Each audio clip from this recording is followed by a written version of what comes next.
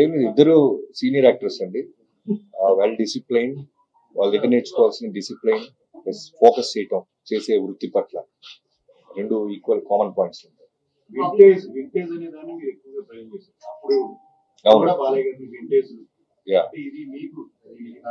అంటే అంటే నేను కానీ వంశీ గారు కానీ చిరంజీవి గారి సినిమాలు బాలకృష్ణ గారి సినిమాలు చూసి పెరిగాం. సో మాకు ఎలా ఉంటుందంటే వాళ్ళతో వర్క్ చేసేటప్పుడు మేము ఏదైతే హై ఫీల్ అయ్యామో అవన్నీ మళ్ళీ రీకలెక్ట్ చేయాలని ఉంటుంది. సో ఆ బాలకృష్ణ గారు ఆ చిరంజీవి గారు మా మైండ్ లో ఉంటారు. సో దానికోసం మేము ఎఫర్ట్ పెట్టినా సరే అవి మిస్ అవ్వం. మీరు మెగాస్టార్ చిరంజీవి గారి అభిమాని అని చెప్పి బాలయ్య గారితో సినిమా చేసేటప్పుడు ఇది ఒక ఛాలెంజింగ్ టాస్క్, అంటే అంతకంటే బాగా తీయకపోతే చాలా వస్తాయని చెప్పేసి సో దాన్ని మైండ్ లో పెట్టుకోవడం జరిగింది. అంతకంటే బాగా తీశారండి. నేను మీకు చెప్పేస్తున్నా, అంటే చిరంజీవి గారి ఫ్యాన్స్ నన్ను తిట్టుకున్నా అంతకంటే బాగా తీశారు. ఇప్పుడు ఆయన నిజంగా చిరంజీవి గారి ఫ్యాన్ అయినా నేను బాలకృష్ణ గారి ఫ్యాన్ గా నేను చెప్తున్నాను, ఆయన అంతకంటే చాలా బాగా తీశారు. మీరు విజువల్స్ చూస్తే మీకు అర్థమవుతుంది జాయింట్ వాళ్ళు. అక్కడ బందిపోటు దొంగలు పొలం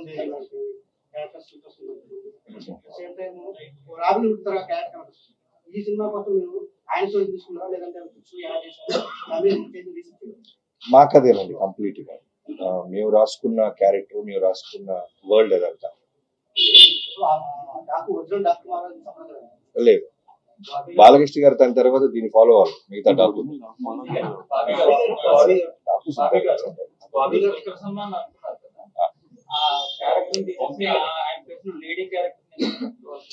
ఆ కథ వేరండి. యాక్చువల్ గా ఇనీషియల్ గా చాలా కథలు అనుకుంటాం కదా పూజకు ముందు. సో ఆ కథలో వన్ ఆఫ్ ద కథ అది. పూజ తర్వాత జరిగిన కథ ఇది. అంతే. యాక్చువల్ గా బాలకృష్ణ గారి సినిమా అంటే బాలకృష్ణ గారి లుక్స్ గురించో, డైలాగ్స్ గురించో, యాక్షన్ ఇన్సిడెంట్స్ గురించో ఎక్కువ మాట్లాడుకుంటాం మనం. బట్ వంశీ గారు అవన్నీ కాకుండా విజువల్స్ అంటారు ఫస్ట్ దగ్గర. ఏంటి మార్పు కారణం?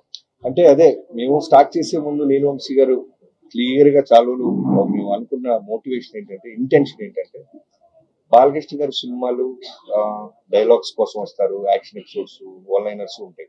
అవి వాటన్నిటితో పాటు మనం ఏదో స్పెషల్ గా చేయాలి బాబీ. అంటే విజువల్ గా, అంటే ఇప్పుడు మనం ఏదో మలయాళ ఫిల్మ్ చూసినప్పుడు, తమిళ సినిమా చూసినప్పుడు, హాలీవుడ్ ఫిల్మ్ చూసినప్పుడు మనం ఓ 2-3 రోజులు సినిమా ఆఫీస్ లో మాట్లాడుకుంటారు డైరెక్టర్లు కానీ రైటర్లు కానీ, ఇలాంటి ఎపిసోడ్ మనం ఎందుకు అచీవ్ చేయలేకపోతున్నాం. సో ముందు దాన్ని కొడదాం, బలంగా కొడదాం. మన విజువల్ గురించి ఇంకో పక్క రాష్ట్రం కూడా మాట్లాడుకోవాలి కదా. తెలుగు సినిమాలు పెరుగుతున్న స్పాన్ మీకు అర్థం అవుతుంది, మీ అందరికి తెలిసింది. సో ఎంతసేపటికి డైలాగులు లౌడ్ గా కథ చెప్పడం కన్నా ఒక సెటిల్డ్ గా బాలకృష్ణ ఆయన అడిగాడు కాబట్టి ఆయన చెప్తున్నాడు. సో సరే, సో లౌడ్ కథ చెప్పడంతో పాటు ఒక అందంగా విజువల్ ఎందుకు చెప్పకూడదు? ఇప్పుడు బాలకృష్ణ గారితో ఎలా ఉంటుందంటే, ఓ డైరెక్టర్ ఏం చెప్పినా దానికి 100కి 100% చేస్తారు ఆయన. సో అలాంటి హీరో దొరికినప్పుడు సెటిల్డ్ గా అందంగా ఒక వరల్డ్ క్రియేట్ చేద్దాం అనే ఒక ప్రయత్నం చేసాం, అది అచీవ్ చేసాం. ఇవాళ రోజున మేము ఎంత ధైర్యంగా ఉన్నామంటే, ఒక బ్యూటిఫుల్ కథతో పాటు ఒక ఫ్యాంటాస్టిక్ విజువల్ గా పక్క రాష్ట్రం వాడు కూడా ఇన్స్పైర్ అయ్యే విధంగా మీ సినిమా తీసామని మేము బలంగా నమ్ముతున్నాం. మీ అందరికి అది జాయింట్ వెళ్తున్న రీచ్ అవుతుంది.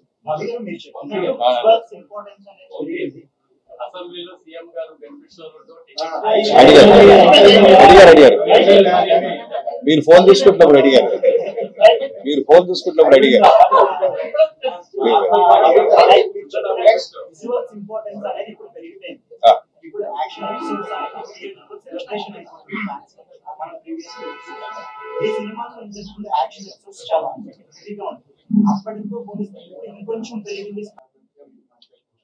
వాటన్నిటితో పాటు అన్న మీరు అండర్లైన్ చేసుకోవాలి, బాలకృష్ణ గారిలో కావాల్సిన ఎమోషన్, ఇంటెన్సిటీ, డైలాగ్స్ అన్నిటితో పాటు మిగతా జాగ్రత్తలు, మిగతా హోంవర్క్ ఎఫర్ట్స్ ఎక్కువ పెట్టారు.